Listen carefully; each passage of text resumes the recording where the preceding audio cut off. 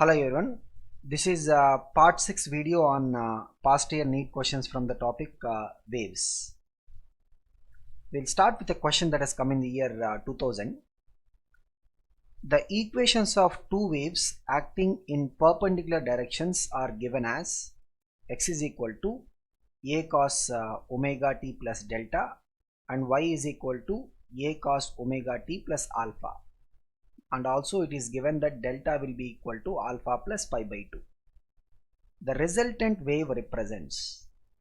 So if you look at when these two waves which are propagating in the perpendicular directions are superimposing, then they would create the resultant wave. So the first wave would create the displacement in the x direction. Second wave will create displacement in the y direction. So if you look at the resultant displacement, it will be given by the superposition of these two waves. Now the first wave equation is x is equal to a cos of omega t plus delta, and they are saying delta is equal to alpha plus pi by 2. So it will be a cos omega t plus, in place of delta we can write alpha plus pi by 2. So this is like cos of pi by 2 plus theta. So cos of pi by 2 plus theta will be minus sin theta. So minus a sin, this is x value, omega t plus alpha. That is the value of the displacement for the x direction. And the second wave that will provide the displacement along the y direction is y is equal to a cos omega t plus alpha. Now we need to comment on the resultant displacement or the overall displacement. So if you look at the resultant displacement, we are looking at the relation between the x and y values. And since we have a sine term and cos term, the relation that we can think about is using these sine and cos functions to eliminate the time and alpha, the other variables basically. So if you look at the first equation, what we have is minus x by a will be equal to sine of omega t plus alpha, and second equation will have y by a is equal to cos of omega t plus alpha. So if we square them and add, what we have on the RHS is sine square of omega t plus alpha plus cos square of omega t plus alpha. So sine square plus cos square value will be equal to 1. On the LHS side, what we have is minus x by a the whole square. It will be x square by a square plus y by a the whole square will be y square by a square again. So RHS side we have 1, and the denominator is common, so we can take an LCM and take it to the RHS. So what we have is x square plus y square by a square will be 1. This implies x square plus y square will be equal to a square, and x square plus y square is equal to a square is actually the equation of a circle. So the resultant wave actually represents a circle. Option B is the right answer. Moving on to the question that has come in the year 2000, that is related to the idea of Doppler effect. Two stationary sources, each emitting waves of wavelength lambda. An observer moves from one source to another with a velocity u. Then the number of beats heard by him will be. So we have source 1 and we have source 2. The observer is moving from one source to other source. So what we see here is observer is moving away from one source and he is moving towards the other source. So both these sources are giving the sound, or they're making a wave of wavelength lambda. If we take v to be the velocity of the sound, then the original frequency f value will be equal to v by lambda, because frequency will be equal to the speed of the wave or velocity of the wave divided by the wavelength. Now so why we are getting this expression for the frequency is the Doppler effect for the relation of apparent frequency will be in terms of the original frequency value f, and the apparent frequency that is perceived by the observer for the sound coming from source 1 and the apparent frequency for the sound coming from source 2. These two will be different. The difference between these two frequencies is what will be the beat frequency, and that is going to be the number of beats that is heard per given time. So if you look at the first apparent frequency of the sound which is coming from source 1, so he is moving away from source 1, so f dash will be equal to v minus u by v into f, because here the observer is moving away from the source with a velocity u, and the apparent frequency for the sound coming from source 2, observer is moving towards the source, so it will be v plus u by v into f, and the beat frequency is nothing but the difference in these two frequencies, which is the higher value f double dash minus f dash, v plus u by v into f minus v minus u by v into f. So what we have is f plus f into u by v minus f plus f into u by v. So plus f minus is cancelled, so 2f u by v, and f is not given in this question, v is also not given.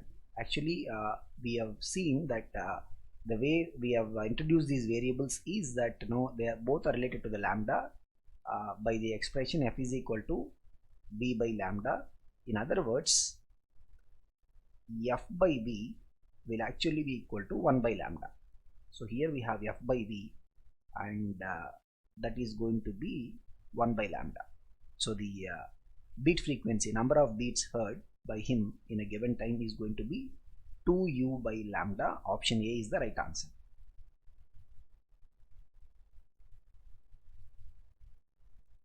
Moving on to the question that has come in the year 1999. This is a very basic question on the idea of beats. Two waves of lengths 50 centimeter and 51 centimeters. So these are the wavelength values. Produced 12 beats per second. The velocity of sound is. So here we need to understand that the wavelengths are given in centimeter and the velocity of sound options are given in the SI unit meter. So we have to convert these centimeters into meter. So basically if you look at the frequency is going to be the velocity of sound divided by the wavelength. So we'll see what is the frequency from both these sounds, and the difference between the frequencies is going to be the beat frequency, and using that we will be able to find what is the value of velocity of sound. So here the number of beats produced per second is going to be the difference in the two frequencies. So first frequency will be v by lambda 1, second frequency is v by lambda 2, and this is given to us as 12 beats per second. So v is a common, so v into lambda 1 is 50, so it will have 1 by 50 minus 1 by 51. So what we have is, by taking LCM, 51 minus 50 is going to be 1, so 12 will be on the LHS equal to v into 1 by 50 into 51. So we can rearrange them and get the value of v equal to 12 into 50 into 51, and this velocity will be in centimeter per second, because we have taken the values of lambda in centimeters, and if you want this in meters, we have to divide this value by 100, and that will come approximately 306 meters per second. So the velocity of sound will be option C, 306 meters per second.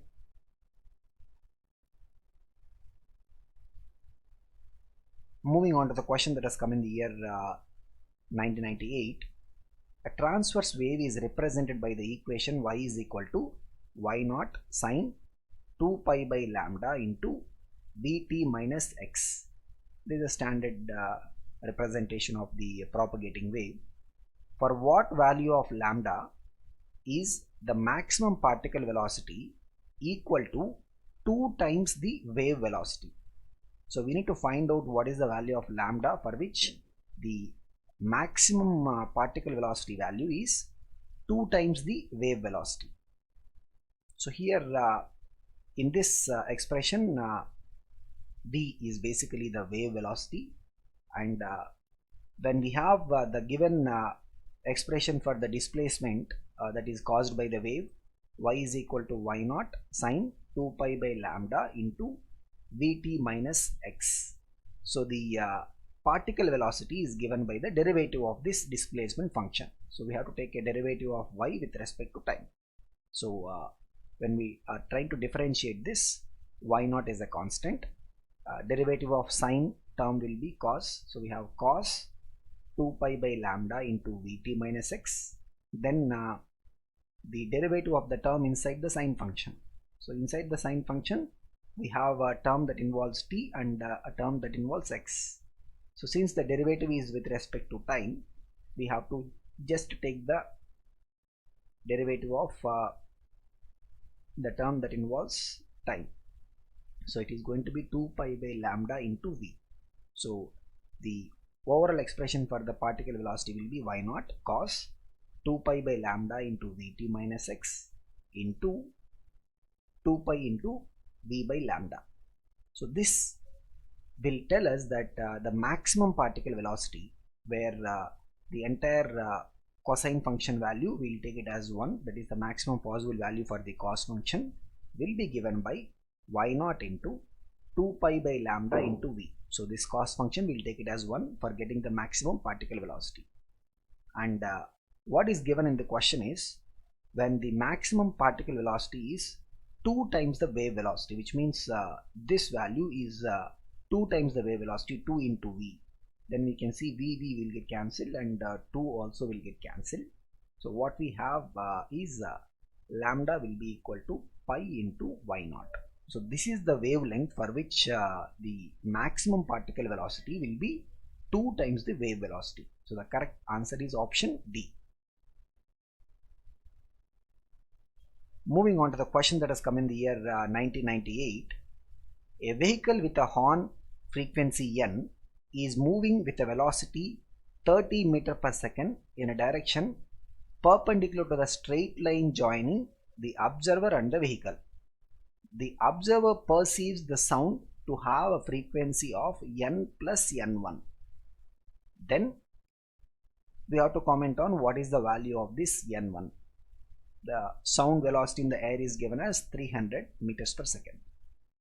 If you look at there is an observer and a source.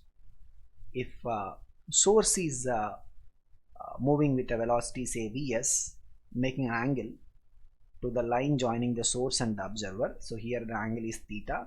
Theta may be acute, theta may be obtuse also. The apparent frequency n dash will be equal to v by, because the source velocity correction happens in the denominator, v by v minus vs cos theta. So actually vs cos theta will give you the component of the velocity of the source along the line joining the source and the observer into n. So here we can see that if the theta is acute, then it essentially means that the component of the source velocity is making the source to approach the observer. If theta is obtuse, then it essentially means that the component is making the source to move away from the observer. And here what we have is the vehicle is moving in a direction perpendicular to the straight line joining the observer and the vehicle. Means we have a situation here where this is the observer and the vehicle is moving in a direction which is perpendicular. So theta value is equal to 90. So theta is equal to 90, then cos 90 is going to be 0, which means n dash apparent frequency will be v by v into n, which is nothing but n. So the frequency perceived by the observer is given as n plus n1. So which essentially means we are saying n is equal to n plus n1. So that would be happening only when n1 is equal to 0. So the correct answer for this is option B, which is n1 is equal to 0, which means if we have a situation where either the source or the observer, they are moving in a direction perpendicular to the line joining the source and the observer, then the apparent frequency will not be different from the original frequency. Moving on to the question that has come in the year 1998. This is a question regarding the standing waves. A standing wave having 3 nodes and 2 antinodes is formed between 2 atoms having a distance of 1.21 angstroms.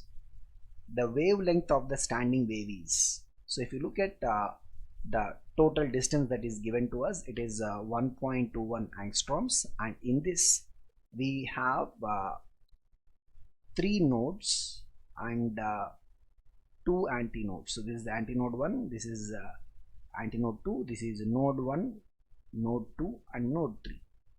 And we know in a standing wave the distance between 2 adjacent nodes is lambda by 2. This is also lambda by 2.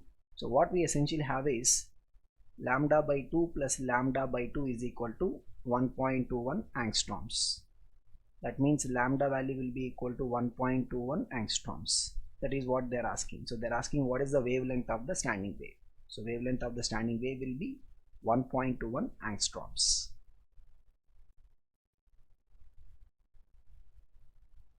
Moving on to the question that has come in the year 1998.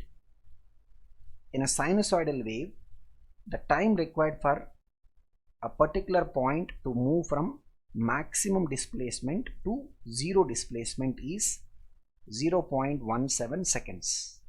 Then the frequency of the wave is. So if you look at a sinusoidal wave, the time required to move from the maximum displacement to zero displacement. So maximum displacement basically means the extreme position, and zero displacement mean the mean position. So any a particle which is oscillated by the sinusoidal wave, if the total time period is t, it takes t by 4 to move from the mean position to extreme position or extreme position to mean position. So actually if you start the journey from say mean position, it takes t by 4 to go to extreme position, then another t by 4 to come back, then t by 4 to go to this side of extreme position, and another t by 4 to come back. That makes the total time period t.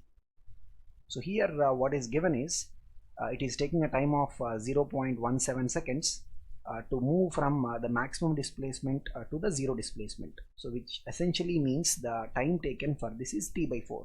So t by 4 value, where t is the time period. So t is basically the time period, and time period value we can get from this relation. So t by 4 is 0.17. That means t will be 0.17 into 4, which is 0.68 seconds. And the frequency of the wave is nothing but 1 by time period. It is the reciprocal of the time period. So 1 by 0.68 seconds, and that will be approximately 1.47 hertz. So the correct answer is option C. Moving on to the question that has come in the year 97. Standing waves are produced in 10-meter long stretched string if the string vibrates in 5 segments. So the string is basically vibrating in 5 segments, and the wave velocity is 20 meter per second. Then the frequency is. So if you look at what essentially we are talking about is there are 1, 2, 3, 4 and 5 segments in this 10-meter length. So each segment of the standing wave is going to be having a spread of lambda by 2, because that is nothing but distance between 2 adjacent nodes. So totally what we have is there are 5 segments. So 5 into lambda by 2 is equal to 10 meters. This would give 5 lambda is equal to, so when we bring the 2 to the RHS, 2 will be multiplying the 10. So 5 lambda is equal to 20 meters. So lambda will be 20 by 5, which is 4 meters. They are asking for the frequency. So frequency will be the velocity of the wave. So the wave velocity divided by the wavelength. So wave velocity is given as 20 meter per second, and wavelength value just now we found out is 4 meters. So 4 ones are 4 fives. So the frequency value will be 5 hertz. Option A is the correct answer. Moving on to another question that has come in the year 97. A cylindrical tube open at both ends has a fundamental frequency f in the air. So tube which is open at both the ends basically means it is an open organ pipe. The tube is dipped vertically in water so that half of it is now in water. Now the length of the pipe is reduced to half. Not only that, the nature of the pipe has now become a closed organ pipe, because the side where we are dipping it into water now becomes the closed side.